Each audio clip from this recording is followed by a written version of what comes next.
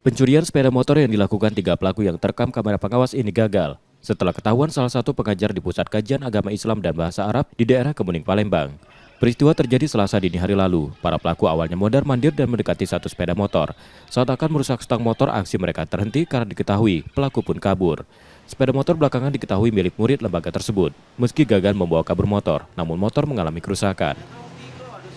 Motor tuh dipatah kan, 2 kali. Sampai rusak lah itu rumahan kayak ini rusak. Akhirnya bangunkan aku nih Pak, sama kawan-kawan lain, maling. Kejar? Kejar, wah langsung loncat ya Pak. Berapa bang? Tiga? Tiga. Motornya ada apa? Apa? Tidak Pak di sini.